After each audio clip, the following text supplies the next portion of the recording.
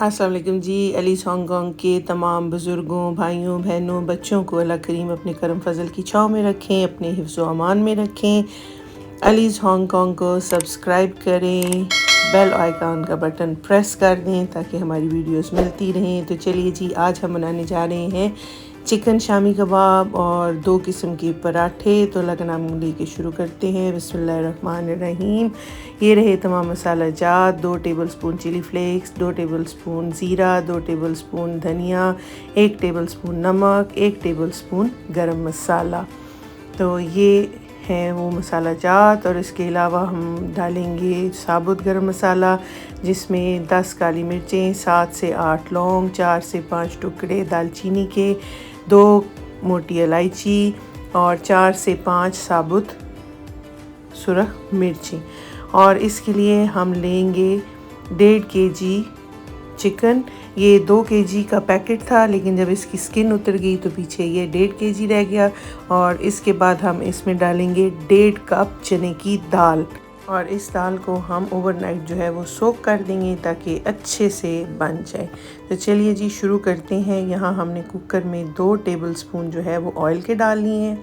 और अब मैं इसमें तमाम जो गरम मसाला और साबुत मसाला जात हैं उनको डाल लूँगी और थोड़ा सा इनको मैं मिक्स कर लूँगी।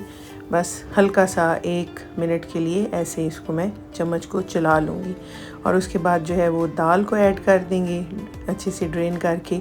और फिर उसको भी हम अच्छे से मिक्स कर देंगे ताकि उसके साथ तमाम मसाले जो हैं लग जाएँ। और उसके बाद बकिया जो मसाला है, नमक और धनिया वगैरह सारा कुछ डाल देंगे। और उसके बाद 1-2 मिनट चम्मच को अच्छे से चलाने के बाद हम उसमें चिकन को ऐड कर देंगे। आंच जो है हमारी मीडियम है। और इन सारों को मिक्स करने के बाद अब मैं इसमें डालूँगी नमक को और इसको फिर अच्छे से मिक्स करती रहूँगी ताकि तमाम चीज़ें मिक्स हो जाएं। जब ये अच्छे से मिक्स हो जाएगा तो मैं पौना कप पानी का जो है वो डाल दूँगी इसमें, क्योंकि जो है चिकन वो ख़ुद भी पानी छोड़ेगा तो ज़्यादा पानी फिर ड्राई करना मुश्किल हो जाता है। और इधर हम डालेंगे आधा प्याज बारीक काट के, और उसके बाद अदरक, लहसुन और हरी मिर्च का पेस्ट और थोड़ी सी अदरक और लहसुन बारीक काट के भी हम ऐड करेंगे। और इस तरह सब्ज़ मिर्चें भी। और चलिए जी, अब इसको हम कुकर को कर देते हैं बंद। जब कुकर चलेगा तो 3 मिनट की हम सीटी देंगे। और उसके बाद ठंडा होने पे ये हमने खोला तो आप देख सकते हैं कि ये जो है वो गल गया। इधर मैं 1 टीस्पून इसमें डालूँगी हल्दी का और ऐसे इसका पानी सुखा लूँगी। और इस हाल में मिक्सचर जब आ जाएगा तो ठंडा करके हम चॉपर में इसको अच्छे से चॉप कर लेंगे। बिल्कुल जो है वो बारीक सा हो जाएगा सारा मटेरियल। और फिर हम बड़ी ही आसानी से इसके जो है कबाब बना लेंगे। तो जब सारा मसाला पिस जाएगा तो 1 प्याज जो है वो लेंगे और उसको चॉपर में डाल के चॉप कर लेंगे। और 2 से 3 हरी मिर्चें आपकी अपनी मर्ज़ी है, अगर आप तीखा खाना चाहते हैं तो 4 कर लें, लेकिन 2 से 3 हरी मिर्चें जो हैं उनको अच्छे से चॉप करके तो हमारा ये जो कीमा हमने पीस लिया चॉपर में, इसमें हम ऐड कर लेंगे और उसको मिक्स कर लेंगे। और उसके बाद तमाम हरे मसाले जो हैं वो इसमें हम डालेंगे। लेकिन जो हमारे पास हरा धनिया है और पुदीना है और स्प्रिंग अनियन है, उन सब को मैंने अच्छे से काट के और धोकर और बिल्कुल ड्राई कर लिया। एक कतरा भी उसके अंदर पानी नहीं है। सबसे पहला काम यही आपने करना है कि इनको अच्छे से ड्राई करना है। तो ये यहाँ पर अब मैं इसके अंदर धनिया और पुदीना, जिसको अच्छे से मैंने काट लिया बारीक वो डाल दिया है। और साथ ही ये स्प्रिंग अनियन भी डाल दिए। क्योंकि हमने ये कबाब फ्रीज़ करने हैं, इसलिए हमने धनिया, पुदीना और प्याज इनका जो है बिल्कुल गीला नहीं होना चाहिए, अदरवाइज़ फिर ये टूटना शुरू हो जाते हैं जब हम इनको डिफ्रॉस्ट करके फ्राई करते हैं। तो इस तरह इनको अच्छे से भून लिया। और यहाँ पर मुझे अच्छा लगता है ज़ीरा डालना, क्योंकि बड़ा अच्छा फ्लेवर आता है मुंह में। तो मैं 1 टेबलस्पून ज़ीरे का भी ऐड कर लूँगी। और 1 अंडा जो है ना ऐसे अच्छे से इसमें मिक्स कर लेंगे। इससे कबाब जो है ना वो बड़े खस्ता बनते हैं और बड़े टेस्टी लगते हैं। तो चलिए जी, अंडे को भी हमने अच्छे से इसमें मिक्स कर लिया। और इसके बाद हम इसको जो भी हमारा रिक्वायर्ड साइज़ है उसमें हम इसके कबाब बना लेंगे। मैं कुछ कबाब बड़े बना लेती हूँ, कुछ कबाब छोटे बनाती हूँ। जैसे चाय के साथ लेने हों तो छोटे साइज़ के अच्छे लगते हैं, लेकिन बर्गर या पराठा रोल वगैरह के लिए जो है वो आप बड़े कबाब भी बना सकते हैं। तो बस ये दरमियानी से साइज़ के कबाब मैंने अच्छे से बनाने शुरू कर दिए हैं। अल्लाह ताला का बेहद शुक्र है, उस मालिक का बड़ा एहसान है हम पे कि उसने हमें रमज़ान का महीना मरहमत फरमाया है। और ये बड़ा ही मुतबर्रक महीना है, इसमें अल्लाह ताला की रहमतें नेमतें नाजिल होती हैं और अल्लाह ताला का ख़ास एहसान है हमारे ऊपर, हमें ये पाक महीना जो उसने अता किया है। तो यहाँ मैं आपसे एक शेयर करना चाहती हूँ कि ये जो माह मुबारक है इसके 4 नाम हैं। माह रमज़ान, माह सब्र, माह मवासात, माह वसत रिज़्क़। तो रोज़ा सब्र है जिसकी जज़ा रब है और वो इसी महीने में रखा जाता है, इसलिए इसे माह सब्र कहते हैं। मवासात के मानी है भलाई करना, चूँकि इस महीने में सारे मुसलमानों से ख़ास करके अहले कराबत से भलाई करना बहुत ज़्यादा सवाब है, इसलिए इसे माह मवासात कहते हैं। इसमें रिज़्क़ की फराखी भी होती है, गरीब को भी नेमतें खाने के लिए मिलती हैं, इसलिए इसका नाम माह वसत रिज़्क़ भी है। तो अल्हम्दुलिल्लाह अल्लाह करीम का जिसने हमें अपनी इस अजीम नेमत से नवाजा है। और ये ऐसा इस्लामी महीना है कि जिसमें खुशाइन तब्दीलियाँ आने लग जाती हैं, मजहबी रंग बिखर जाता है हर तरफ और बड़ी गहमा गहमी होती है। सहरी में उठना, अफ्तारी में अच्छी अफ्तारियाँ बनाना और दोस्त रिश्तेदार अकरबा को बुलाना बांटना, ये सब चीज़ें जो हैं वो बड़ी ही गहमा गहमी पैदा कर देती हैं। तो अच्छा जी, यहाँ जब मेरे कबाब रेडी हो गए हैं तो मैंने एक ट्रे ली है और उसको थोड़ा सा जो है मैंने ऑयल लगा लिया था और उसके ऊपर ऐसे कबाबों को सेट किया। उसके बाद इसके ऊपर जो है एक लेयर क्लिंग रैप की रखी और उसके बाद बाकी जो दूसरी लेयर है लगा दी ताकि आपस में चिपके नहीं। और इनको मैं इसी तरह फ्रीज़र में रख दूँगी 2 से 3 घंटों के लिए। जब इनकी जो है वो ये थोड़े से फ्रीज़ हो जाएंगे तो फिर मैं इनको ज़िपर बैग्स में डाल के रख दूँगी, क्योंकि अगर ऐसे रखेंगे तो ये डी शेप्ड हो जाएंगे और अगर ट्रे में रखा तो फ्रीज़र जो है वो ट्रे ही मली रहेगी। तो इसलिए बेहतर है कि जब ये हमारे फ्रीज़ हो जाएं कबाब तो हम इनको बैग्स में डालें और फिर उनको चाहे 4 बैग हों 5 हों, हम तय दर तय रख के अपना इंतज़ाम चला सकते हैं। तो चलें जी, शामी कबाब एक ऐसी चीज़ है कि अगर आपके घर में हैं तो आप बड़ी इजी हर चीज़ को मैनेज कर सकते हैं। दाल बनाई, सब्ज़ी बनाई, साथ कबाब बना लिए, दही की चटनी बना ली, सलाद बना लिया, तो एक बेहतरीन खाना जो है बन जाता है। कहीं बाहर जाना है तो बर्गर बना के लेके जा सकते हैं, पराठा रोल या सादी रोटी का रोल बन जाता है। तो जो है ये शामी कबाब ये हम ख़वातीन के लिए जो है ना वो बड़ा ही लाइफ सेविंग एलिमेंट है। तो इसलिए शामी कबाब जो है वो फ्रीज़र में होना बड़ा ही ज़रूरी है और इनसे हम बच्चों को लंच दे सकते हैं, घर वालों को लंच दे सकते हैं। तो ये एक बेहतरीन चीज़ है। और इंशाल्लाह रमज़ान शरीफ में भी अगर नहीं दिल कर रहा सुबह सहरी के टाइम कि कोई सालन खाना है या कोई सब्ज़ी खानी है तो आप कबाब फ्राई कर सकते हैं। और ये ज़ाहिर बात है चिकन से बने हुए हैं, दाल है तो हाई प्रोटीन डाइट है, तो ये भी सहरी में खाना, अफ्तारी में खाना बेहतर होगा। कोशिश करनी चाहिए कि मसाला जात जो हैं वो सहरी अफ्तारी में कम ही खाए जाएं। जितना कम खाएंगे उतनी कम गर्मी लगेगी, प्यास भी कम लगेगी, क्योंकि इन सारे ऑयली फूड्स को हज़म करने के लिए लिवर को ज़्यादा काम करना पड़ता है। तो कोशिश करें कि हम ज़्यादा से ज़्यादा फ्रूट सैलड या दूसरे सैलड्स वगैरह बनाएं अफ्तारी में लाजमी, ताकि जो हमारी इनटेक है वेजिटेबल्स का और विटामिन्स का वो पूरा हो जाए। तो इंशाल्लाह जल्दी ही आपको हेल्दी रेसिपीज़ जो हैं वो इस मामले में भी भेजेंगे। और आप डेली रूटीन बनाइए कि जैसे हम फ्रूट चाट बनाते हैं उसके साथ हम एक बाउल जो है वो सैलड का भी ज़रूर बनाएं। तो ये लीजिए जी, अब 3 घंटे बाद हमारे कबाब जो हैं वो ऐसे ही इस हालत में आ गए थे। अब मैं इनको ज़िप लॉक्स में डाल के तो रख दूँगी। बस 2 या 3 जितने भी ज़िप लॉक्स हैं वो आराम से एक दूसरे के ऊपर आ जाएंगे और इतनी जगह भी ये नहीं घेरेंगे। चलिए जी, इसके बाद इंशाल्लाह आज आपसे हम शेयर करेंगे पराठा रेसिपी, लेकिन उससे पहले आपको मैं दिखा देती हूँ क्योंकि मैं अपने घर वालों को देने लगी हूँ बना के पराठा रोल। तो चलें जी, हम शुरू करते हैं कबाबों को फ्राई करना। अच्छा, अंडा ले लें। अंडा की कोशिश करें कि सिर्फ सफ़ेदी लें, लेकिन अगर जर्दी सफ़ेदी दोनों ले लेते हैं तो फिर उसको बहुत अच्छे से फेंट लें ताकि उसके अंदर कोई लम्प ना रहे, कोई किसी किस्म का जो है ना वो आ जाता है जाला सा, वो ना हो, वो फिर कबाब बनाने में मसला करता है। तो यहाँ मैंने चेक किया थोड़ा सा अंडा डाल के, तो तेल जो था वो मुझे जितनी इसकी आंच चाहिए वो तैयार है। तो ऐसे कांटे की मदद से मैं इनको अंदर डाल रही हूँ। स्पेशली जो छोटी बच्चियाँ हैं वो ऑयल से डरती हैं, तो उनके लिए भी ये बेहतर होता है कि वो कांटे की मदद से उठा लें, लेकिन कोशिश करें कि जो कांटा है वो कबाब के बिल्कुल सेंटर तक जाए, अंदर नहीं डाल देना वरना संभालना मुश्किल हो जाएगा।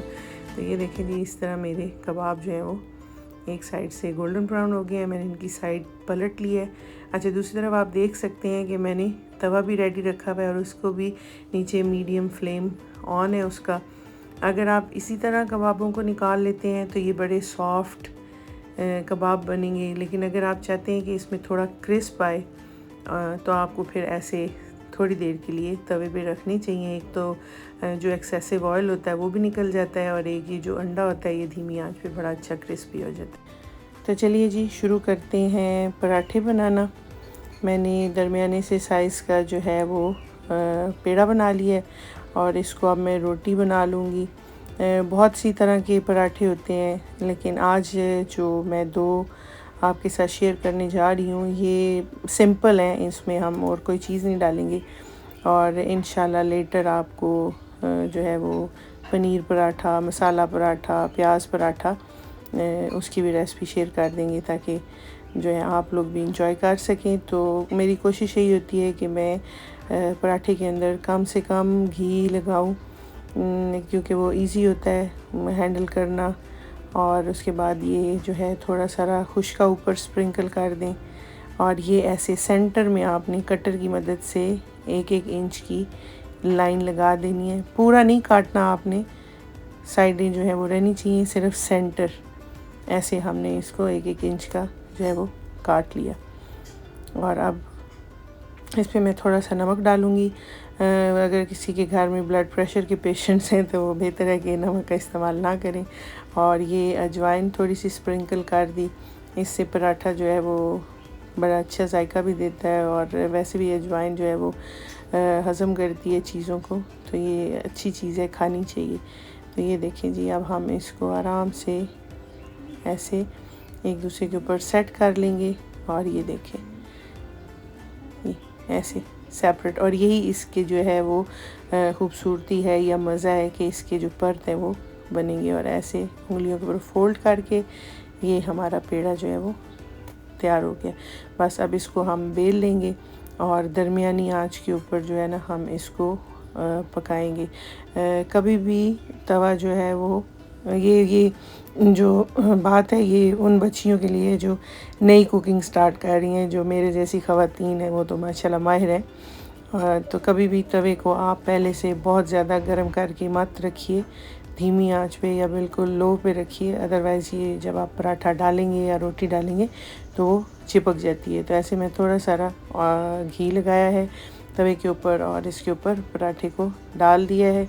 और अब मैं वेट करूँगी कि ये जो है नीचे से हल्का सा पक जाए, तो फिर मैं इसको इसकी साइड टर्न कर लूँगी। तो होल ग्रेन आटा या होल व्हीट आटा जो है वो अच्छा है सेहत के लिए। वैसे मैदे के भी पराठे बनाए जाते हैं और वो देखने में बड़े खूबसूरत लगते हैं, लेकिन वो थोड़ा सारा हज़म करने में प्रॉब्लम होता है।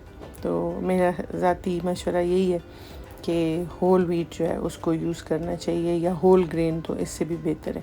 तो ये देखें जी, अब जाए ये पराठा एक साइड से बन गया है और दूसरी साइड आधी सी बनी है, तो मैं 2 चम्मच घी फिर लगा दूँगी। मेरी कोशिश होती है कि कम से कम ही घी लगे और पराठे को भी ना पता चले कि उसके ऊपर इतना जुल्म हो रहा है। इसकी वजह ये है कि हम लोगों की इतनी एक्सरसाइज नहीं है, इतना हैवी काम हम लोग नहीं करते।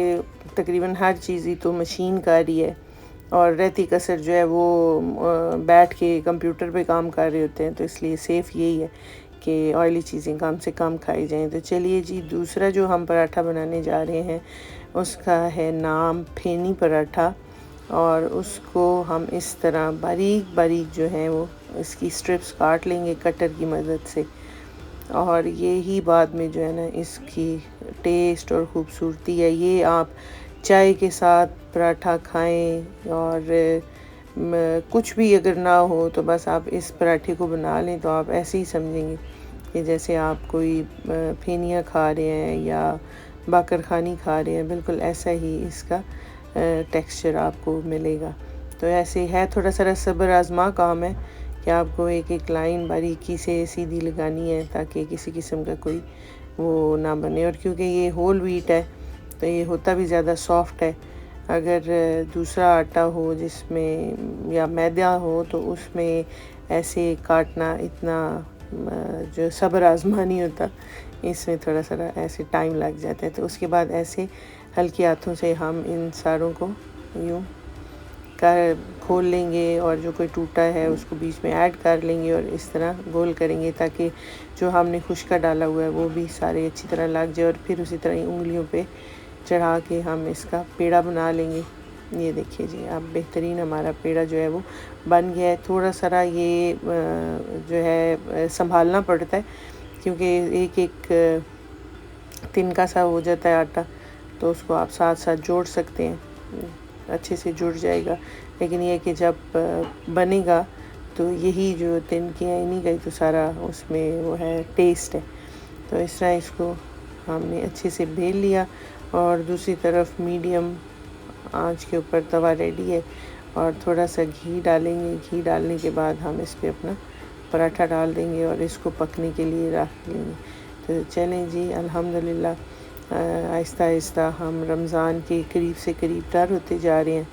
और अल्लाह ताला से ये दुआ भी है और इल्तिजा भी है कि अल्लाह ताला हम सबको सेहत दे, तंदुरुस्ती दे ताकि हम अपनी इबादत का शौक़ पूरा कर सकें। और अल्लाह ताला हमें तौफ़ीक अता फ़रमाए कि हम ज़्यादा से ज़्यादा जो है वो इबादत कर सकें, घरों में भी खैरियत रहे, सब सेहतमंद रहें, तंदुरुस्त रहें, किसी किस्म की कोई जानी माली उलझन परेशानी ना आए, खैर के मामलात हों। तो अल्लाह करीम हम सब पे और हमारे घर वालों पे और जितने भी अज़ीज़ अक़रबा दोस्त हैं उन सब पर अपना करम और फ़ज़ल नाज़िल फरमाएंगे। देखिए जी, चिमटे की मदद से इसको मैंने थोड़ा थोड़ा सा जो है परत खोलने की कोशिश की है और ऊपर से फिर नमक डाल के अब इंशाल्लाह खाने के लिए पेश करेंगे। बनाने लगे हैं रोल। आप एक कबाब लें, दो कबाब लें, जैसे आप पसंद करते हैं। उसके बाद ग्रीन चटनी और जितनी भी सैलड आप डालना चाहते हैं, प्याज, टमाटर, खीरा, लेटस लीफ, जो भी वो डालें। और फिर ये चिली सॉस और मैंने ये पेरी पेरी सॉस है, ये भी बड़ी अच्छी है, इसका टेस्ट भी बहुत अच्छा है। जितना भी ज़्यादा से ज़्यादा, क्योंकि बच्चे आजकल सब्ज़ी या कुछ भी ऐसे खाना पसंद नहीं करते, तो उनको उन्हीं की फेवरेट चीज़ें डोना और इस तरह पराठा रोल वगैरह बना के हम दे सकते हैं। बेज़ुबान को जब वो ज़ुबान देता है, पढ़ने को फिर वो कुरान देता है, बख्शने पे आए जब उम्मत के गुनाहों को, तोहफ़े में गुनाहगारों को रमज़ान देता है। अगर आपको हमारा चैनल पसंद आए तो सब्सक्राइब करें, दुआ में याद रखें। अल्लाह हाफ़िज़, फ़ी अमान अल्लाह।